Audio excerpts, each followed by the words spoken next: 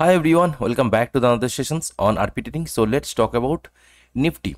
নিফটিকে যদি দেখি আমরা আজকের দিনে দেখো নিফটি জাস্ট 5 মিনিটে দেখাচ্ছি তোমাদেরকে আমি লেভেলটা দেখো 5 মিনিটে নিফটি কী করেছে আজকে ছিল নিফটি এক্সপায়ারি। তো ন্যাচারালি আমি অপশানে ট্রেডিং করি না, বাট নিফটি ইন্ডেক্সটাকে ফলো করি যে কী পারফর্ম করছে সেটা দেখার জন্য। ওকে, তো যদি আমরা নিফটিকে দেখি প্রথমেই দেখবো নিফটি অলমোস্ট যে জায়গাটায় খুলেছে, কোন জায়গাটায় খুলেছে নিফটি খুলেছে এই যে এখান থেকে এইখানটাতে, এই জায়গাটা খুলেছে। কত নিফটি ওপেন হয়েছে যদি দেখি, নিফটি ওপেন হয়েছে আজকে নিফটি ওপেনিং ক্যান্ডেল 22,223, 22,223.75, ঠিক আছে। তো এই জায়গাতে নিফটি ওপেন করেছে, এখান থেকে ওপেন করে প্রথমে এখান থেকে নিচে এসছে, এখান থেকে নিচে এসে উপর থেকে নিচে চলে এসছে, এখান থেকে ছোটো ছোটো সুইং করে করে একদম ড্রাস্টিক্যালি নিচের দিকে ফল করেছে। তো এক্সপায়ারি ডেটে যারা এক্সপায়ারি ডেট ফেট করেছে তারা অনেকটা প্রফিটেবিলিটি হয়েছে, অনেক কিছু তারা দেখেছে করেছে। তো সেই সব প্রশ্নে আমি যাচ্ছি না, সেই সব ভিউ যাচ্ছি না, কারণ ন্যাচারালি আমি বলছি আমি অপশান ফিউচার অপশান ট্রেডিং করি না। আমি ক্যাশেতেই বেশি সব কিছু পছন্দ করি, ক্যাশে করা। আমি সুইং ট্রেডিং ক্যাশেতে আমি ইভেন ইন্ট্রাডে করি। তো ছোটো কোয়ান্টিটিতে একটা লিমিটেড কোয়ান্টিটিতে করি, আমার একটা ঠিকঠাক প্রফিটেবিলিটি হয়ে যায়, তো সেখান থেকে আমি এক্সিট করে দিই পজিশন। ওকে, তো দেখো নিফটিকে যদি আমরা দেখি জাস্ট একবার, নিফটির যদি উইকলি টাইম ফ্রেম দেখি, দেখো এই যে সুইংটা নিফটির ডেলি রেজিস্ট্যান্স আমার করা আছে 22,110.80। ওকে, তো এখানে প্রথমবার অ্যাপ্রোচ করেছে, নিচে এসছে, সেকেন্ড টাইম অ্যাপ্রোচ করেছে, রিজেকশান দিয়েছে, থার্ড টাইম এখান থেকে নিচে, ফোর্থ টাইম আবার রিজেকশান দিয়ে উপরে ক্লোজিং, ফিফথ টাইম এটাকে ব্রেকআউট করেছে, ব্রেকআউট করে ক্লোজিংও ছিল উপরে, বাট এখান থেকে ক্লোজিং থেকে এখন আজকের ডেটে নিচের দিকে ক্লোজিং দিয়েছে। তো আর এই উইকটা শেষ হতে আর একদিন বাকি, এইটা বাকি, এই উইকটা চলছে এখানে অলরেডি।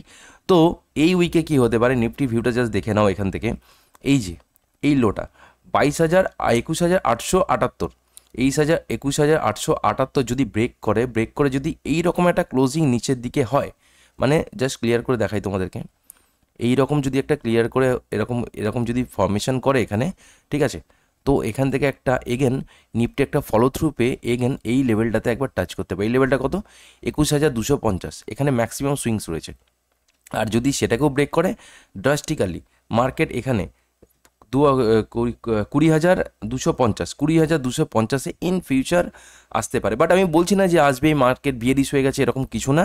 মার্কেট একটা র্যালি করছিল, সেই র্যালিটা পজ হয়েছে। যদি তোমরা দেখো অলরেডি ডেলি টাইম ফ্রেমে এই যে র্যালিটা করেছিল এখান থেকে মার্কেট নভেম্বর থেকে, এই র্যালিটা কত ছিল, এই র্যালিটা ছিল এখানে তোমার, দেখো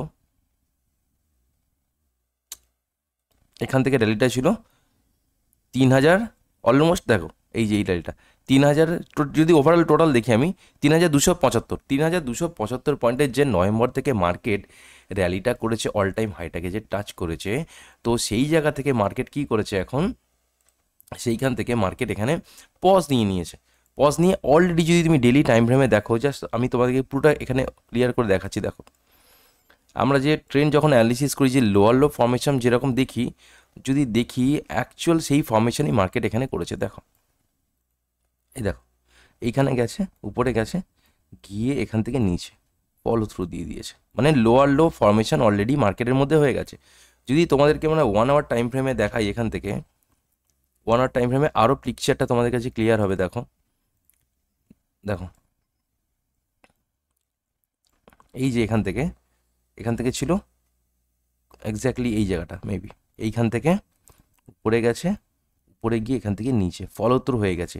এই সুইংটা যদি ব্রেক করে, কালকের দিনে যদি নিচের দিকে 15 মিনিটে চলে আসে, তো মানে ফ্ল্যাট ওপেন করে অথবা গ্যাপ ডাউন ওপেন করে যদি এখানে 30 মিনিটস 45 মিনিটস আইদার 1 আওয়ার যদি সাস্টেন করে নিচে, তো এখান থেকে আবার এই দিকে এতটা আসার চান্সেস আছে। হয়তো কালকেই আসবে না আমি বলছি, আসতেই পারে কালকে, যদি আসে এখান থেকে 200-300 পয়েন্ট ফল এখান থেকে হতে পারে। বাট তোমরা একটা ভিউ রাখো, আমার এটা বলার উদ্দেশ্য কি, ইন্ডেক্স অ্যানালিসিস করার, যে মার্কেটে একটা অন্যরকম সিনারিও চলছে, এতটা বাইং প্রেশারের পর মার্কেট এখানে পজ হয়ে গেছে। আর যদি তোমরা জেনে থাকো যে ফেব্রুয়ারি মার্চ এগুলো হচ্ছে ট্যাক্স হারভেস্টিংয়ের সময়, তো এই সময় মার্কেটকে অ্যানালিসিস করা একটু টাফ হয়ে যায়। সো দ্যাটস ওয়াই আমরা নিফটিকে দেখে, নিফটির ইন্ডেক্সকে দেখে, তো নিফটির কিছু স্টক বা ওভারঅল মার্কেটে একটু দূরে থাকবো স্টকে এন্ট্রি ক্ষেত্রে। কারণ আজকে যদি দেখো তোমরা প্রতিটাই স্টক, যদি নিফটি 50কে তোমরা চেক করো, দেখো আমি নিফটি ফিফটির কিছু ওয়েটেজ স্টক আছে সেগুলোকে দেখাই তোমাদেরকে। আমি জাস্ট দেখো টপ ওয়েটেজ রয়েছে এখান থেকে রিলায়েন্স যদি দেখো ডেলি টাইম ফ্রেমে, দেখো রিলায়েন্স অলমোস্ট 2% এখানে ফল করেছে। এইচডিএফসি ব্যাঙ্ক উপরে যেতে পারছে না, আবার নিচের দিকে। ইনফি ইনফি একটা ডোজি ফর্মেশন করেছে। স্টেট ব্যাঙ্ক 1%-এর কাছে ফল, এটা অলরেডি একটা ডাউন ট্রেন্ডের দিকে চলছে। ডাউন ট্রেন্ড মিনস কি, রিট্রেসমেন্ট পার্ট হতে পারে, ডাউন ট্রেন্ড হতে পারে, এখান থেকে নিচের দিকে আসছে স্লোলি, ঠিক আছে। এরপরে যদি দেখি আইসিআইসিআই ব্যাঙ্ক, দেখো কতটা ফল করেছে এখান থেকে, এই স্ক্যান্ডেলের সাইজটা দেখো আজকে। এক্সিস ব্যাঙ্ক ডোজি ফর্মেশন করেছে। আর এখান থেকে টাটা কনসালটেন্সি কালকে এতটা ফাস্ট যাওয়ার পরে আজকে এখান থেকে রিজেকশন নিয়েছে আপার লেভেল থেকে। কোটাক মাহিন্দ্রা ব্যাঙ্ক দেখো কোথায় পড়েছে, দেখো অলরেডি ডাউন ট্রেন্ডে ছিল স্টকটা, লোয়ার লো করতে করতে এখান থেকে নিচের দিকে আসছে। উইপ্রো দেখো, উইপ্রো 2.59% পড়ছে। হিন্দুস্তান ইউনিলিভার এখানে আজকে স্ট্রেংথ শো করেছে শুধুমাত্র এফএমসিজি, বাট এখানে আইটিসি স্ট্রেংথ উইকনেস শো করছে, এখান থেকে নেসলে উইকনেস শো করছে। তো যদি ওভারঅল দেখি যে এখানে মার্কেটের মধ্যে স্ট্রেংথ কম রয়েছে, নিফটির যে মেজর স্টকগুলো রয়েছে, যেটা নিফটির টপ 5 বা টপ 10 যদি তোমরা বলে থাকো, সেখানে স্ট্রেংথটা একটু কম শো করছে। তো সেখান থেকে আমার অ্যানালিসিস অনুযায়ী একটু দূরে থাকা উচিত। আর যদি ব্যাঙ্ক নিফটিকে তোমরা দেখো, দেখো ব্যাঙ্ক নিফটি কী করছিল, সেম নিফটির মতোই, যে এতটা র্যালি করার পরে পজ হয়ে গেছে এখানে। বাট নিফটি যখন all time high, bank Nifty এই জায়গাতে স্ট্রাগল করছে উপর দিকে যাওয়ার জন্য। দেখো এই এরিয়াটাতে কতবার টাচ করছে, নিচে আসছে, এখানে টাচ করছে, নিচে আসছে। তো এইভাবে এখান থেকে রিজেকশন খেয়ে এখান থেকে একটা ছোট্ট চ্যানেলের মধ্যে ব্যাঙ্ক নিফটিও ট্রেড করছে। তো যদি তোমাদের একটা চ্যানেল দেখাই আমি, সরি চ্যানেল না, পুরোটাকে ডিলিট করি এখান থেকে, চ্যানেল না, জাস্ট তোমাকে ট্রেন লাইন ড্র করে দেখাই আমি এখান থেকে, যে এটা কি করেছে। এখান থেকে অলরেডি লোয়ার লো ফর্মেশন করেছে ব্যাঙ্ক নিফটি, লোয়ার লো ফর্মেশন করে এখানে সাপোর্ট নিচ্ছে, এখান থেকে উপরে যাচ্ছে। আর যদি আমরা ফিবোনাচি, তো আমরা এখনও শিখিনি আমাদের চ্যানেলে, বাট কোনো জায়গা থেকে যদি ফিবোনাচি শিখে থাকি তো একবার দেখে নেবো ফিবোনাচি রিট্রেসমেন্ট কী বলছে। এই টপ যে রয়েছে, টপ থেকে আমরা এইখানে বটম পর্যন্ত ফিবোনাচি দিলাম। দেখো এখানে একবার এই যে ছিল এখানে 0.618 লেভেল, যেটা গোল্ডেন রেশিও বলি আমরা, এই যে এই লেভেলটা, এখানে মাল্টিপল টাইম গ্র্যাপডাউন খোলার পর মাল্টিপল টাইম এই লেভেলে হিট করছে। দেখো এখানে যে ক্যান্ডেলটা ক্লোজিং দিয়েছিল তার উপরে ফলো থ্রু হয়নি, গ্যাপ আপ করে এগেন নিচের দিকে লোয়ার লো ফর্মেশন করছে। তো এখান থেকেও ব্যাঙ্ক নিফটি একটা রিট্রেসমেন্ট পার্ট হতে পারে, যে এখান থেকে যদি ব্যাঙ্ক নিফটি এরকমভাবে এসে যে 618-এর উপরে নিচে ঠিকঠাক ক্লোজিং হয়নি, এখান থেকে রিজেকশন নিচ্ছে গোল্ডেন রেশিও থেকে। তো এইখান থেকে এসে মার্কেট এই যে ট্রেন লাইনটা যাচ্ছে এটাকে ব্রেক করে এগেন একটা নিচের দিকে আসতে পারে। এখানে ছোটো ছোটো গ্যাপ আছে অনেক কটা, যে গ্যাপগুলো মার্কেট ইন ফিউচার ফিল করতে পারে। আমি বলছি না কিন্তু আবার যে কালকেই হবে, এটা একটা অ্যানালিসিস পার্ট, মার্কেটে 100% কোনো কিছু নেই, বাস আমরা একটা অ্যানালিসিস করি যে মার্কেট এইভাবে কাজ করতে পারে, এরকম অ্যানালিসিস ইন ফিউচার এরকম হয়েছে। তো এই কথাটা জানোই তোমরা যে হিস্ট্রি রিপিট ইটসেলফ। তো সেই রকম কনভিকশানে দেখি যদি যে এইভাবে মার্কেট নিচের দিকে আসার একটা প্রবাবিলিটি রয়েছে। আর উপর দিক থেকেও যদি দেখি, দেখো এই যে একটা ট্রেন লাইন, দেখো এই ট্রেন লাইনটাকে মার্কেট দেখো এই ট্রেন লাইনের মধ্যে কাজ করছে উপরে। যদি আমরা দেখি টপেতে একটা সিমেট্রিক্যাল ট্রায়াঙ্গেল মতো ফর্মেশন হচ্ছে, দেখো এই যে ফর্মেশন, হয়তো মার্কেট এই রেঞ্জের মধ্যে অনেকটা দিন এখানে টাইম স্পেন্ড করতে পারে, করে এখান থেকে হয় আপার সাইড আইদার নিচের দিকে সাইড, যে কোনো দিকে মার্কেট এখান থেকে যেতে পারে ব্যাঙ্ক নিফটি। তো মার্কেটের কন্ডিশন ওভারঅল দেখে বলবো যে মার্কেট একটু একটু মানে বিয়ারিশ বলা ভুল হবে, বেরিশ বলে ভাবে মার্কেট পড়ে যাবে এরকম কিছু না, মার্কেট একটু কারেক্টিভ লেভেলে আছে।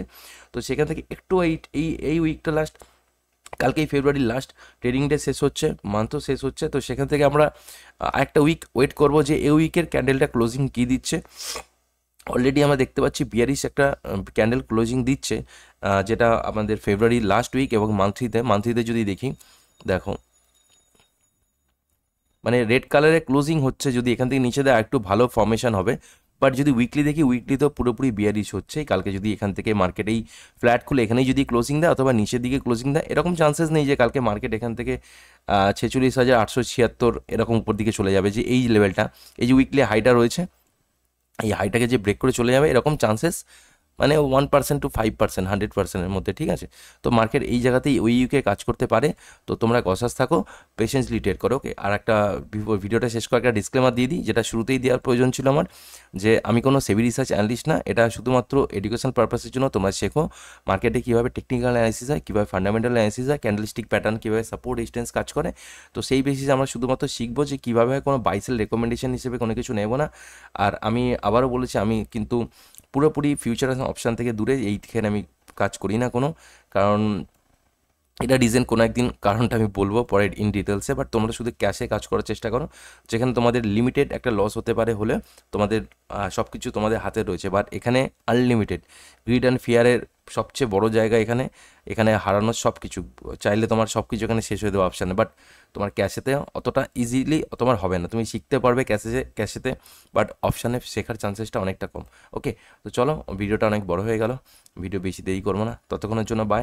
ভিডিও যদি ভালো লেগে থাকে তো ভিডিওটা অবশ্যই লাইক করো, চ্যানেলটাকে সাবস্ক্রাইব করো, আর ফ্রেন্ডস আর ফ্যামিলির সাথে অবশ্যই শেয়ার করে দিও।